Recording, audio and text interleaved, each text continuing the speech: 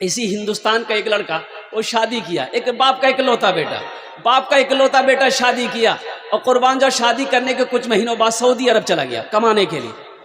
अच्छा, वहां से जब वापस आया तो उनकी बीवी ने बोली कि मेरे सरताज, अब मेरी तबीयत यहाँ नहीं लगती है, आपके माँ बाप के साथ मैं रह नहीं पाती हूँ, ऐसा करें आप सऊदी अरब में रहते हैं, आप बैरूने मुल्क रहते हैं, आप जाएंगे तो आपके साथ मैं भी जाऊंगा।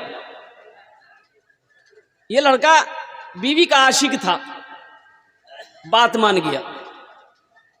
जब ये खबर मां को पहुंची कि मेरा बेटा मेरी बहू को लेके जाएगा, तो मां तड़प उठी, बेटे से कहने लगी, बेटा एक तो तू बाहर रहता है, अब तेरी बीवी भी चली जाएगी बेटा, तो हम लोग की खिदमत कौन करेगा? तेरा बाप बूढ़ा, मैं भी बूढ़ी।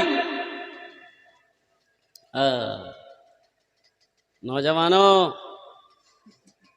कुर्बान जाओ, शादी के बाद बदलना नहीं। देखो बीवी है, हुन्ना लिबासुल लकुम व अंतुम लिबासुल लहुन्ना, बीवी का जो हक है दो, लेकिन माँ बाप का मकाम को समझो। अल्लाह ने कुरान में कहा, माता बलकुम मिनन निसाई मसना व सुलासा व रुबा, एक पसंद है, दो पसंद है, तीन पसंद है, चार पसंद है, कर लो। बात समझ में आ रही है? बात समझ में आ रही है?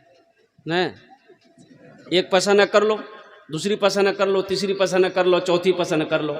अब फिर भी पसंद है तो इसका मतलब तुमको पसंद नहीं, तुमको खुजली की बीमारी है, बीटेक से की दवाई लगाओ। तो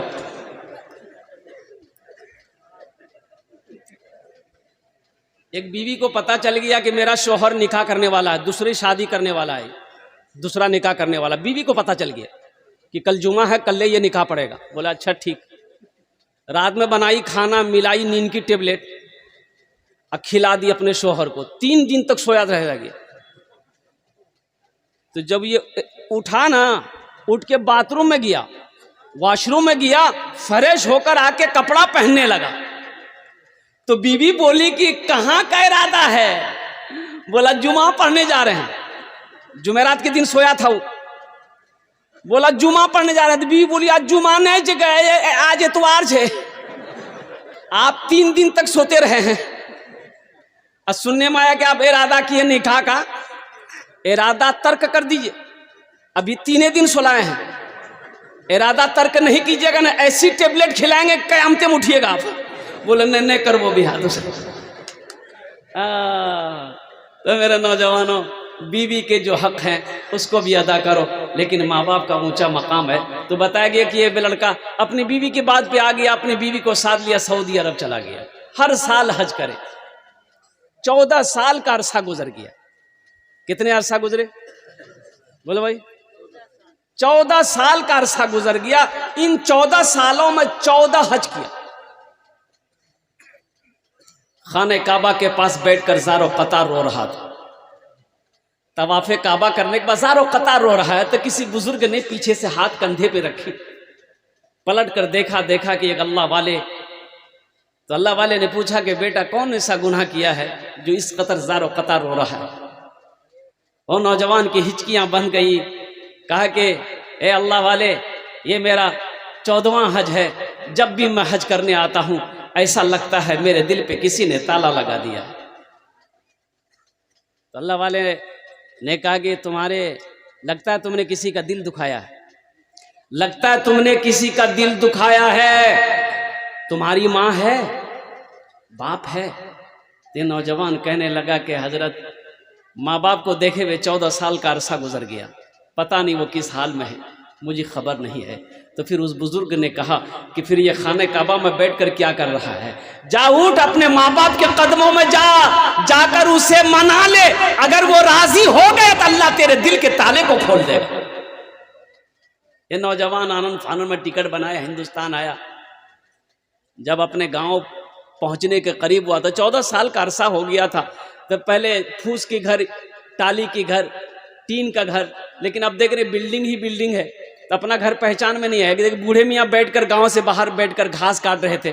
रुक कर ठहर कर बूढ़े मियाँ से पूछा कि बूढ़े मियाँ, ए चचा, अपना अब्बा का नाम लिया कि अब्दुल्ला साहब का घर कौन सा है? तो बूढ़े मियाँ गौर से देखा नौजवान को, बोला बेटा अब्दुल्ला मियाँ वो तो अब इस दुनिया में नहीं रहे। एक ही बेटा था, एक ही बेटा था जिसको बड़ी मेहनत से उन्होंने पढ़ाया था। लेकिन शादी करने के बाद अपने माँ बाप को भूल गया। कुर्बान जाओ, ये नौजवान रोने लगा तो बूढ़े मियाँ ने कहा कि भाई उससे तुम्हारा क्या रिश्ता है? कहा कि उनकी बीवी का क्या बना, अब्दुल्ला साहब की बीवी का क्या बना? अपनी माँ के बारे में पूछा तो बूढ़े मियाँ ने कहा कि बेटा उस बेवा का क्या कहना, शौहर के मरने के बाद दूसरे के घर में काम करती थी। अब मुझे तो पता चला है कि अब उनकी आंखों की रोशनी भी खत्म हो गई है। बस हमेशा यही दुआ करती है कि अल्लाह मौत से पहले एक बार मेरे बेटे को मैं अपनी नजरों से देखूं, अल्लाह एक बार मेरे बेटे को दिखा देना। ये वो दुआ करती है। ना जाने उसका बदनसीब बेटा, बदबख्त बेटा कहाँ चला गया पता नहीं। ये नौजवान ज़ारो क़तार रोने लगा। घर बता दिया कि इस बिल्डिंग के बाद जो झोपड़ी आएगी वही घर उसका है। ये नौजवान दबे कदमों से अपने आंगन में जब कदम रखा तो एक आवाज़ आई, नहीफ सी कमज़ोर सी आवाज़ आई, मेरे आंगन में कौन आया है, कौन है? ये नौजवान डरते डरते रोते हुए कहने लगा कि माँ तेरा बेटा आया है। कुर्बान जाओ, इतना सुनना था। माँ सोई हुई थी, बड़ी मुश्किल से उठकर बैठी। माँ कहती है कि बेटा बहुत देर कर दी तुमने, मेरे करीब आ जाओ, मेरी आंखों में रोशनी तो नहीं है कि तुझे देख पाऊं, मेरे करीब आ जाओ, सीने से लग जाओ ताकि मेरे दिल को ठंडक मिल जाए कि मेरा बेटा लौट कर आ गया।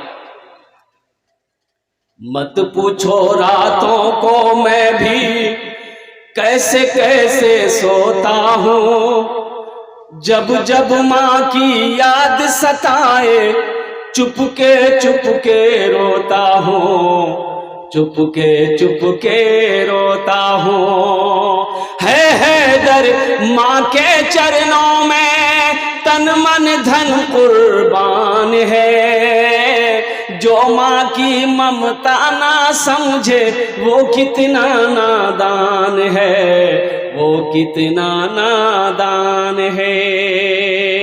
वक़दा रब्बुका अल्ला ताबुदू इल्ला इय्याहु व बिल वालिदैनि हिसाना इम्मा यबलुगन्ना इंदकल किबरा अहदुहुमा औ किलाहुमा फला तकुल लहुमा उफ़्फिन वला तनहरहुमा व कुल लहुमा क़ौलन करीमा वख़्फ़िज़ लहुमा जनाह ज़ुल्लि मिनर रहमति व क़ुल रब्बिरहमहुमा कमा रब्बियानी सगीरा।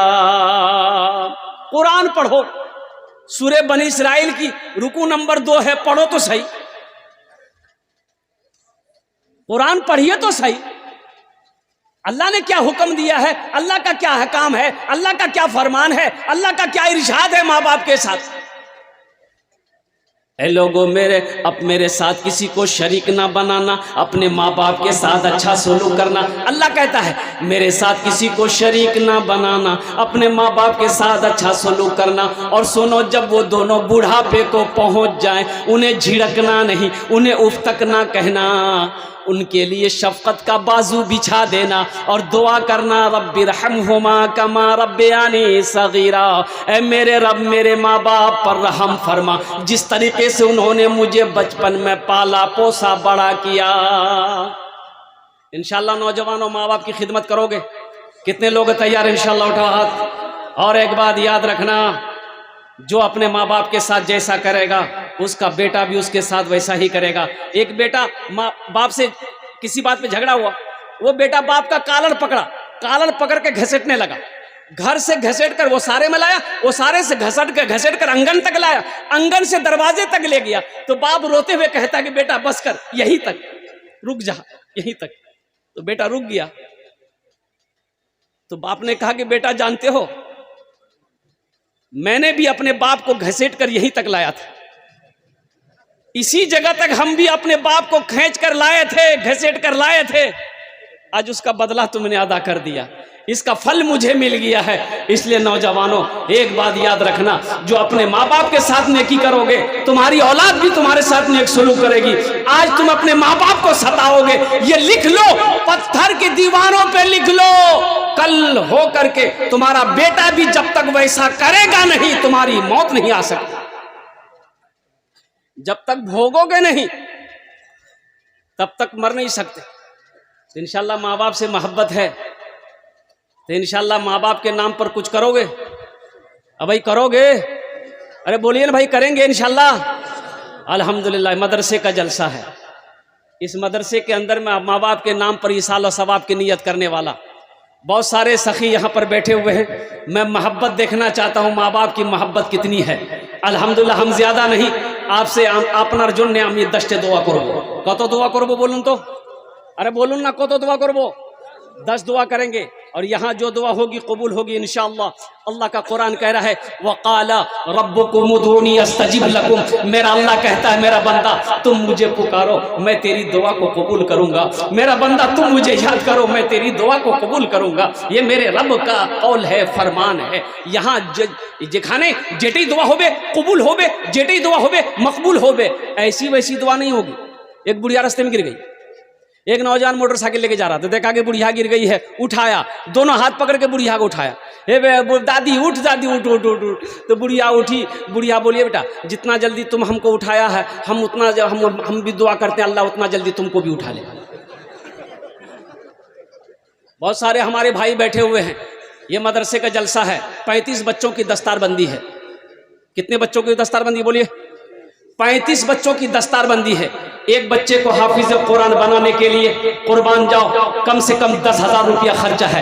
कम से कम यहाँ पर भाई 35 आदमी नहीं, कम से कम 10 आदमी तैयार हो जाए इंशाअल्लाह। अपने माँ बाप के नाम से एक एक बच्चे को हाफिज कुरान बनाओ कि आज अल्लाह ने दौलत दिया है, माल दिया है, दिल दिया है। इंशाअल्लाह हम अपनी माँ से बेइंतहा मोहब्बत करते हैं, हम अपने बाप से बेइंतहा मोहब्बत करते हैं। या अल्लाह मेरे पास और कुछ तो नहीं है, लेकिन इंशाअल्लाह अपने माँ बाप के नाम पर एक बच्चे को हाफिज कुरान बनाएंगे। नियत कर लिया तुमने, इंशाअल्लाह अल्लाह तेरे माँ बाप की कब्र में सवाब अता फरमाता रहेगा। मैंने पहले कह दिया था मेरा अल्लाह किसी का कर्जा नहीं रखता है, मेरा अल्लाह किसी का एहसान नहीं रखता है कोई ऐसा पहला सखी इंशाअल्लाह जिसका नाम पहले फहरिस्त में आ जाए, 10,000 रुपए इंशाअल्लाह लिखाने वाला, अपने माँ बाप की सालो सवाब की नीयत से इस मदरसे के अंदर बताओ।